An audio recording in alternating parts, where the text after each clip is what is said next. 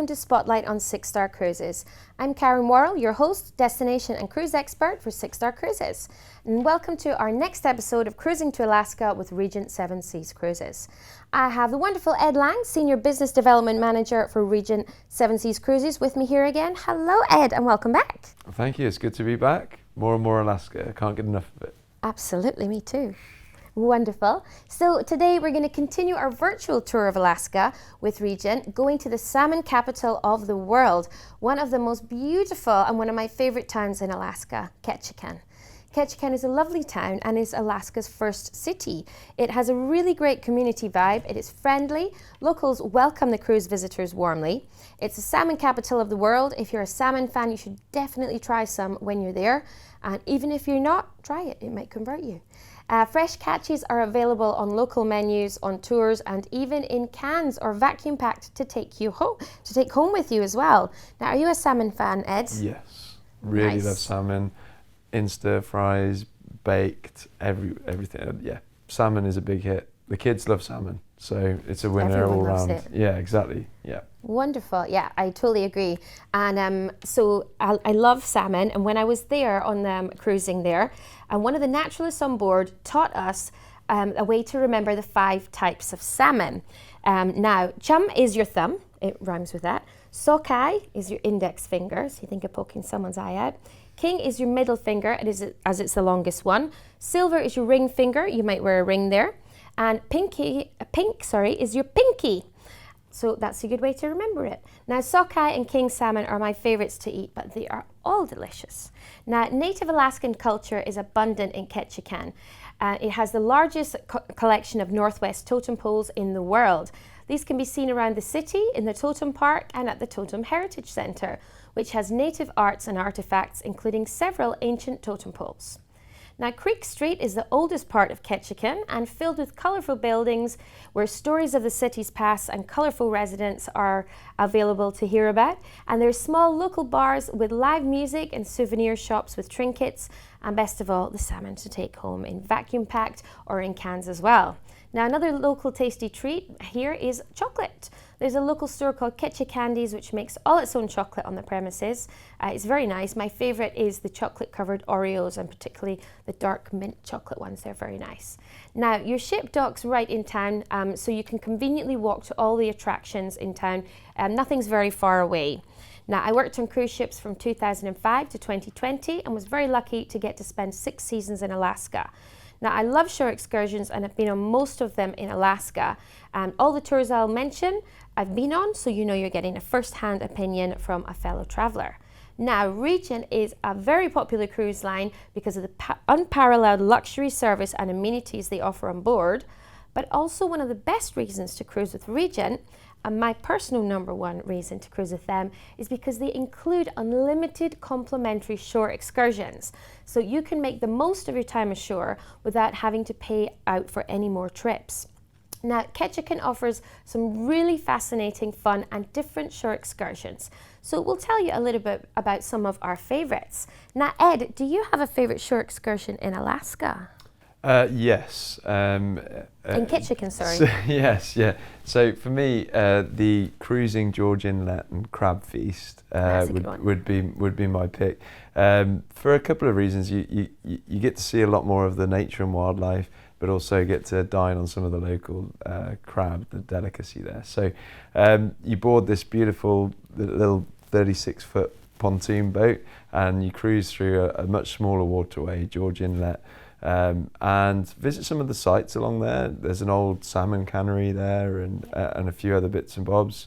And then you actually have a go at pulling up the crab pots. Oh, see nice. if there's any crabs in Take there. some mussels there. Yeah, that's it. Yeah. And on your way to George Inlet Lodge, where you enjoy this amazing gourmet crab lunch, the local Dungeness crab. So it's a really great way to kind of experience the destination through cuisine, which is a big thing for me. So it's that would be my personal highlight. It's about a 4.5 hour tour, really nice hour and a half or so journey through the inlet, and then obviously you'll stay at the lodge for lunch. So yeah, that would be me, and obviously, like you said, it's included in the cruise fare. So again, another really nice experience to sample the local cuisine. Yeah, absolutely wonderful. I totally agree with you. I love that tour as well. And the Dungeness crab is delicious. It's a little bit sweeter than the king crab as well. Very, very, very nice. Now, I love that tour too, and the Inside Passage and George Inlet is beautiful. It shows off Alaska's scenery really well. I love that you can pull the crab pots out as well before lunch. That's lots of fun to do that. So you can see how they're caught as well. Now, I'm going to give you some of my top tip tours too. Now, the Great Alaskan Lumberjack Show is a Ketchikan staple. It's 2.5 hours of fun. You get to see real Alaskan lumberjacks who are genuine athletes and competitive lumberjacks who compete in the big competitions. It's a fun, family-friendly show which shows off various lumberjack skills, including axe throwing, log rolling, power saw races, speed chopping, speed sawing and speed climbing. Now, speed climbing is my favorite as the lumberjacks climb impressively fast up the tall wooden poles. Now, the audience is split in half to cheer for their favorite team of the Spruce Mill American team or the Dawson's Creek Canadian team. So it's loads of fun, and you get to meet the lumberjacks at the end, as you can see.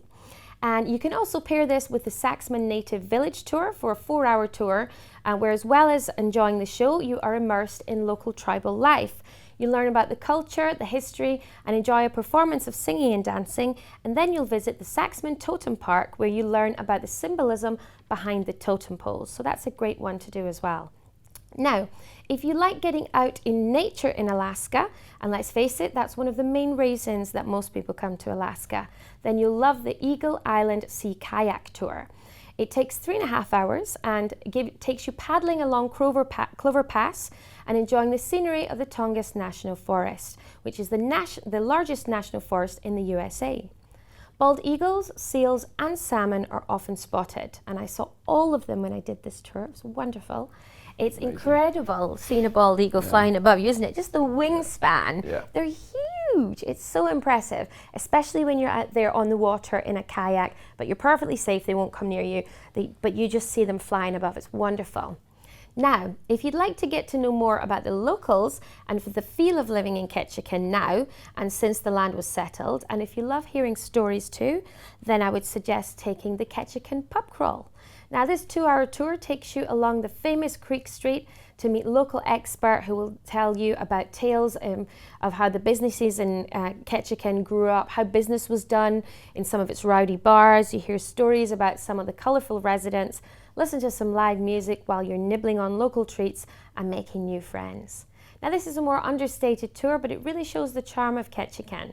And I love chatting with locals in any port I can. So having a tour especially designed for this is a lot of fun. It's a walking tour and all the venues are 100% accessible as well. So it's a good fun tour too. Creek Street's lots of fun. You enjoy Creek Street too, don't you? Yeah. Very vibrant. It is very vibrant. That's where you find all the characters and you get great photos as well. It's a very picturesque part of the town. It's lovely. Now, for my top tip of tours in Ketchikan, this is the Bering Sea Crab Fisherman's Tour. Now, I've been on well over 400 ship tours all over the world, and still my favourite day tour in the whole world is the Bering Sea Crab Fisherman's Tour in Ketchikan. I've been on it 7 times. I'm like their groupie or something. I've been on it every season I worked in Alaska, plus twice in one season because my parents came to visit. And this tour takes you out to catch wildlife.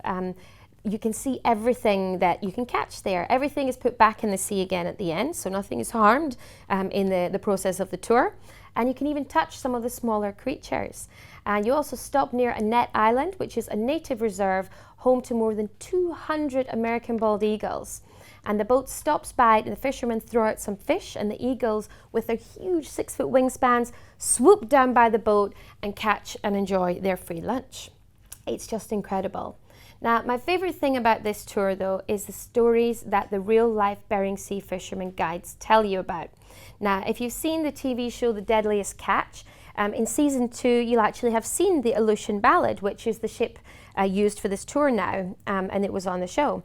Now, the guides are all real Bering Sea fishermen of 20+ years experience, and they and Captain Terry have a lot of stories to share. They will make you laugh, gasp, and cry, even if you do the tour 7 times. It's really something, and the warmth of humanity, hearing from the real-life fishermen sharing their stories, gives you a real insight to what life can be like in Alaska for fishermen out braving the icy cold of the Bering Sea to bring home the grand prize of the very sought after valuable crab, including the most sought after Alaskan king crab. And those that fare well here can make their fortune in a season, but not everyone makes it home.